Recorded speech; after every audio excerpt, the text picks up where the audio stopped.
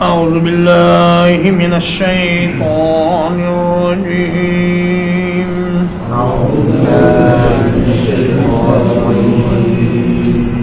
وَلَنَبْلُوَنَّكُمْ اور بلا شبہ ہم تمہیں ضرور آزمائیں گے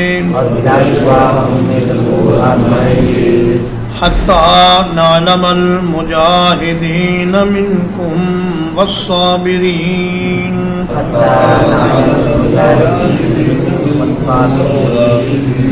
یہاں تک کہ ہم جان لیں تم میں سے جہاد کرنے والوں کو اور صبر کرنے والوں کو یہاں تک کہ ہم جان لیں تم میں سے جہاد کرنے والوں کو اور صبر کرنے والوں کو وَنَبْلُوَ أَخْبَارَكُمْ اور تمہارے حالات کی جانچ کر لیں ہمیں ایسا نہیں کہ تمہیں بغیر آزمائش کے ہی چھوڑ دیا جائے اور جنت میں بھیج دیا جائے تمہاری آزمائش ہوگی اللہ دیکھے گا کون تم میں سے ہے جو خالص اس کی رضا کے لیے جہاد کرتا ہے اور اس راستے میں آنے والی تکلیفوں پر صبر کرتا ہے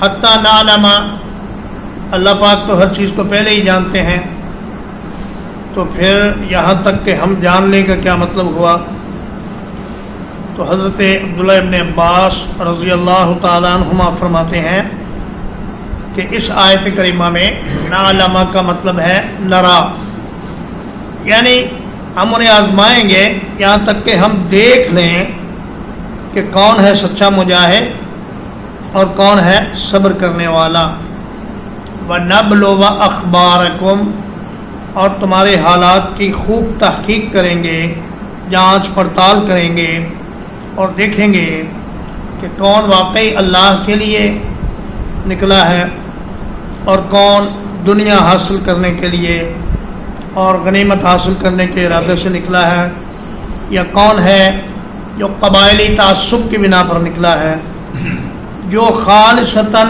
اللہ کے کلمے کو بلند کرنے کے لیے نکلیں گے انہیں کو اجر و ثواب ملے گا ان الذين كفروا وصدوا عن سبيل الله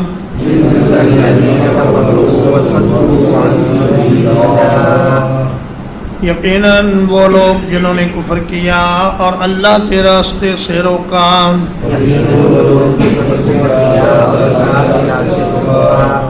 وَشَاقُّوا الرَّسُولَ مِن بَعْدِ مَا تَبَيَّنَ لَهُمُ الْهُدَى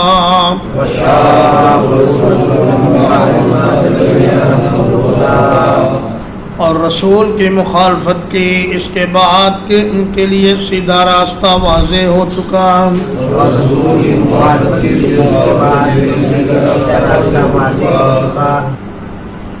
لَن يَضُرُّوا اللَّهَ شَيْئًا وہ اللہ کا کچھ بھی نقصان نہیں کریں گے وَسَيُحْبِطُ أَعْمَالَهُمْ اور اللہ پاک ان کے اعمال کو ضائع کر دے گا فرمایا کافر جو ہیں یہ دین اسلام کی تبلیغ میں اور دعوت میں بہت بڑی رکاوٹ ہیں اور اس رکاوٹ کو دور کرنے کے لیے جہاد کیا جاتا ہے اور اس دوران رسول اللہ صلی اللہ علیہ وسلم کی مکمل اطاعت ضروری ہے اگر رسول دنیا میں نہ ہوں تو پھر امیر لشکر کی اطاعت ضروری ہے اس لیے کہ نبی کریم صلی اللہ علیہ وسلم نے فرمایا من اطاع امیری فقد اطاعنی جس نے میرے امیر کی اطاعت کی وہ ایسا ہی ہے جیسا کہ اس نے میری اطاعت کی تو اللہ اور اس کے رسول کے احکام پر چلتے ہوئے جہاد کرنا ہے اس میں کسی پر زیادتی نہیں کرنی عورتوں کو قتل نہیں کرنا بچوں کو قتل نہیں کرنا درختوں کو نہیں کاٹنا اور بے گناہ لوگوں پر ظلم و ستم نہیں کرنا بلکہ جہاد کے بعد وہ رکاوٹ دور کرنی ہے جس کی وجہ سے لوگ اسلام کے قریب نہیں آ رہے. جب وہ رکاوٹ دور ہو جائے گی تو پھر لوگ جوق در جوق اسلام میں داخل ہوں گے. تو گویا کہ جہاد بھی لوگوں کو اسلام میں داخل کرنے کا ایک بہت بڑا ذریعہ ہے.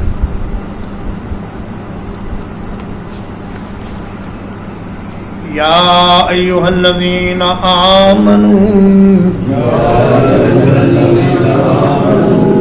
اے وہ لوگوں جو ایمان لائے ہو،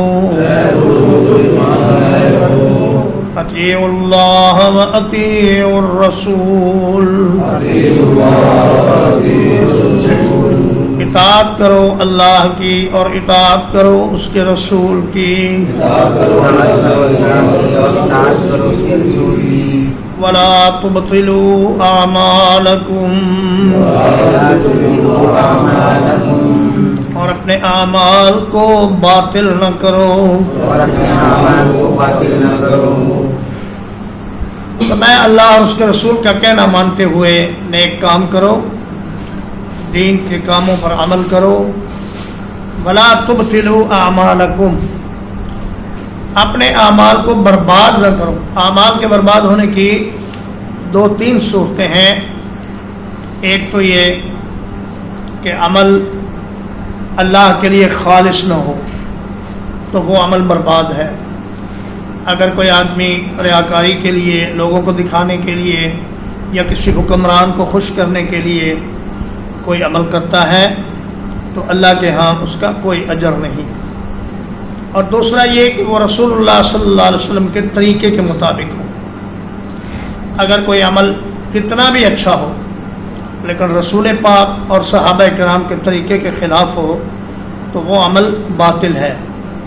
اور فرمایا کہ گناہوں کے ذریعے اپنے اعمال کو برباد کرو، جیسے کہ فرمایا یا ایھا الذین آمنوا لا تبطلوا صدقاتکم بالمن والاذی، کسی غریب کو کچھ امداد دے کر پھر احسان کی لٹھ لے کر اس کے پیچھے پڑ جانا، میں نے تم پر یہ احسان کیا، میں نے تم پر وہ احسان کیا، اس سے آپ کا دیا ہوا صدقہ برباد ہو جاتا ہے اور عمل باطل ہو جاتا ہے.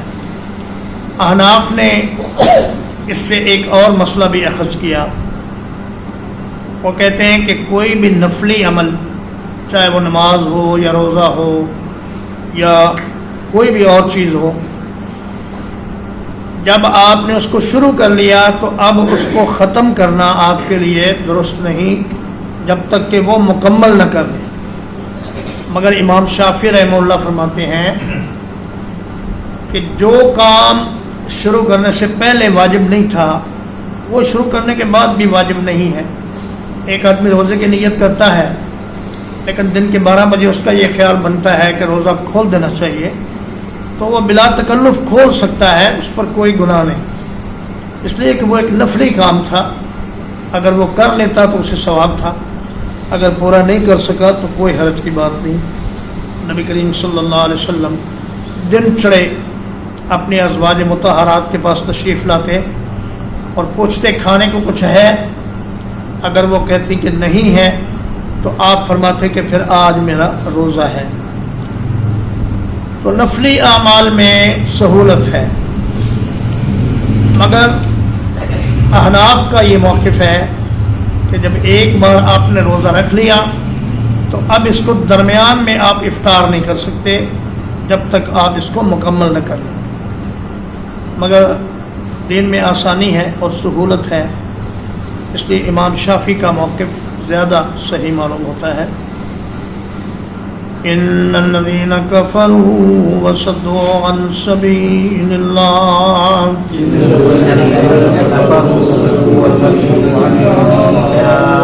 بلا شبہ وہ لوگ جنہوں نے کفر کیا اور اللہ کے راستے سے روکا،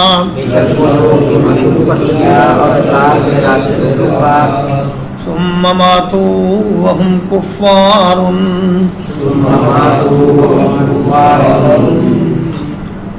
پھر وہ مر گئے اس حال میں کہ وہ کافر تھے. فَلَن يَغْفِرَ اللَّهُ لَهُمْ، تو اللہ تعالیٰ ہرگز انہیں معاف نہیں کرے گا. فلا تہنوا وتدعوا إلى السلم، کمزور نہ پڑو اور صلح کی طرف دعوت نہ دو. وأنتم الأعلون، اور تم ہی سربلند رہو گے. واللہ معکم، اللہ تبارک و تعالیٰ تمہارے ساتھ ہے. وَلَن يَتِرَكُمْ أَعْمَالَكُمْ، اور وہ تم سے تمہارے اعمال ہرگز کم نہیں کرے گا. فرمایا موت سے پہلے پہلے جس نے توبہ کر لی اس کے لیے توبہ کا دروازہ کھلا ہے، لیکن اگر کوئی کفر و شرک کی حالت میں مر گیا تو پھر اس کے لیے معافی کی کوئی گنجائش نہیں ہے. جیسے کہ فرمایا کہ وَلَيْسَتِ التَّوْبَةُ لِلَّذِينَ يَعْمَلُونَ السَّيِّئَاتِ حَتَّى إِذَا حَضَرَ أَحَدَهُمُ الْمَوْتُ قَالَ إِنِّي تُبْتُ الْآنَ وَلَلَّذِينَ يَمُوتُونَ وَهُمْ كُفَّارٌ. فرمایا موت کے آثار دیکھ کر توبہ کرے یا اسی حالت میں مر جائے اس کی توبہ قبول نہیں. توبہ اسی کی قبول ہے کہ جب اسے زندہ رہنے کی امید ہو اور وہ بہوش قائمی ہوش و حواس اللہ کے سامنے توبہ کرے. فرمایا ان اللہ یقبل توبۃ العبد ما لم یغرغر، جب تک موت کا خرخرہ شروع نہیں ہو جاتا، غرغرہ شروع نہیں ہو جاتا، تب تک اللہ تعالیٰ توبہ قبول فرماتا ہے. فلا تہنوا، کمزور نہ پڑو، کفر کے مقابلے میں ہمیشہ حوصلہ بلند رکھو. وتدعوا الی السلم، یہاں عطف کی وجہ سے دوبارہ لا نہیں لایا گیا، ورنہ حکم اس کا وہی ہے جو فلا تہنوا کا ہے، یعنی نہ تو کمزور پڑو، ولا تدعوا الی السلم، اور نہ ہی صلح کی طرف بلاؤ، صلح کی درخواست نہ کرو کافروں سے. جبکہ نبی کریم صلی اللہ علیہ وسلم نے حدیبیہ کے موقع پر خود صلح کی تجویز پیش کی. تو اس کا مطلب پھر کیا ہوا؟ مطلب یہ ہے کہ کمزوری اور بزدلی کی وجہ سے صلح کی کوشش نہ کرو، صلح کی پیشکش نہ کرو، لیکن اگر مسلمانوں کی مصلحت کا تقاضا ہو اور دین اسلام کا فائدہ ہو تو پھر صلح کرنے میں بھی کوئی حرج نہیں. چنانچہ نبی کریم صلی اللہ علیہ وسلم نے بدر کے میدان میں، احد کے میدان میں، خندق کے میدان میں کفار کو صلح کی کوئی پیشکش نہیں کی اور ان کے مقابلے میں ڈٹے رہے، حتیٰ کہ اللہ پاک نے کفر کو مکمل شکست سے دوچار کر دیا. فرمایا وَأَنْتُمُ الْأَعْلَوْنَ، تم ہی غالب رہو گے. وَأَنْتُمُ الْأَعْلَوْنَ إِن كُنتُم مُؤْمِنِينَ، فرمایا اگر تم ایمان والے ہو تو غلبہ تمہیں ہی حاصل ہوگا، پریشان ہونے کی ضرورت نہیں. واللہ معکم، اور اللہ تمہارے ساتھ ہے. جس کے ساتھ اللہ ہو اسے کمزور پڑنے کی کیا ضرورت ہے؟ جیسے کہ نبی کریم صلی اللہ علیہ وسلم نے فرمایا کہ اذ ہما فی الغار اذ یقول لصاحبہ لا تحزن ان اللہ معنا. فرمایا اے ابوبکر ہمیں پریشان ہونے کی کیا ضرورت ہے، ہمارے ساتھ تو اللہ ہے. حالات چاہے بظاہر جتنے بھی خراب ہیں، لیکن جب اللہ ساتھ ہے تو پھر پریشان ہونے کی کوئی ضرورت نہیں. اور تیسری وجہ یہ فرمائی وَلَن يَتِرَكُمْ أَعْمَالَكُمْ. وَتَرَ يَتِرُ، وَتْرًا کا معنی ہوتا ہے کسی چیز کو کم کرنا، گھٹانا. فرمایا اللہ تمہارے اعمال پورے کے پورے قبول کرے گا. ایسا نہیں ہوگا کہ تمہارے عمل کا 50% کو قبول کر لیا جائے اور 50% ریجیکٹ کر دیا جائے. اللہ پاک تمہارے 100% اعمال قبول فرمائے گا اور ان پر تمہیں کئی 100% بڑھا کر اجر دے گا. اس لیے تم جیتو یا ہارو تمہیں پریشان ہونے کی ضرورت نہیں. اگر تم جیت گئے تو غازی ہو اور اگر مر گئے تو شہید ہو اور اللہ کے پاس تمہارے لیے بہت سی نعمتیں ہیں. ترجمہ ایک بار وَلَنَبْلُوَنَّكُمْ حَتَّى نَعْلَمَ الْمُجَاهِدِينَ مِنْكُمْ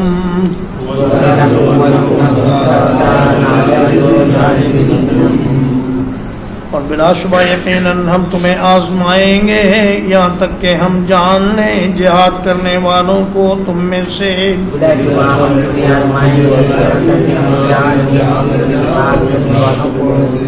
والصابرین اور صبر کرنے والوں کو جان لیں. وَنَبْلُوَ أَخْبَارَكُمْ اور تمہارے حالات کی جانچ کر لیں.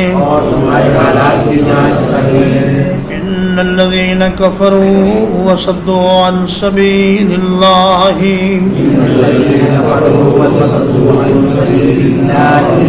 بلا شبہ وہ لوگ جنہوں نے کفر کیا اور اللہ کے راستے سے روکا.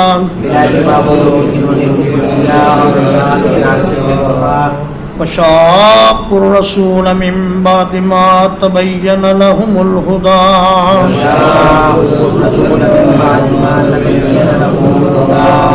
اور رسول صلی اللہ علیہ وسلم کی مخالفت کی اس کے بعد کہ ان کے لیے سیدھا راستہ واضح ہو گیا.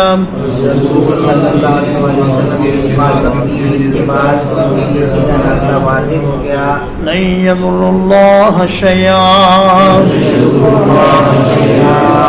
اللہ کا ہرگز کچھ نقصان نہیں کریں گے. وَسَيُحْبِطُ أَعْمَالَهُمْ اور اللہ تعالیٰ ان کے اعمال ضائع کر دے گا. یا ایھا الذین آمنوا اے وہ لوگوں جو ایمان لائے ہو اطیعوا اللہ و اطیعوا الرسول اللہ کی اطاعت کرو اور اس کے رسول کی اطاعت کرو. ولا تبطلوا اعمالکم اور اپنے اعمال کو برباد نہ کرو. ان الذين كفروا وصدوا عن سبيل الله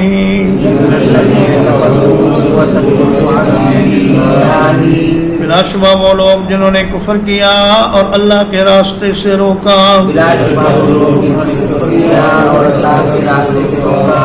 ثم ماتوا وهم كفار پھر وہ مر گئے اس حال میں کہ وہ کافر تھے. فَلَن يَغْفِرَ اللَّهُ لَهُمْ اللہ تعالیٰ ہرگز انہیں معاف نہیں کرے گا. فَلَا تَهِنُوا وَتَدْعُوا إِلَى السَّلْمِ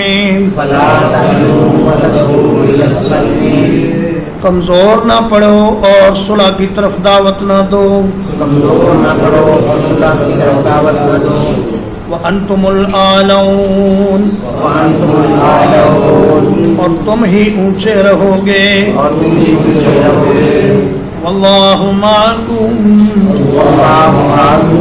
اور اللہ تعالیٰ تمہارے ساتھ ہے. وَلَن يَتِرَكُمْ أَعْمَالَكُمْ اور وہ تم سے تمہارے اعمال میں ہرگز کمی نہیں کرے گا. وصلی اللہ علی نبینا محمد وآلہ وصحبہ اجمعین.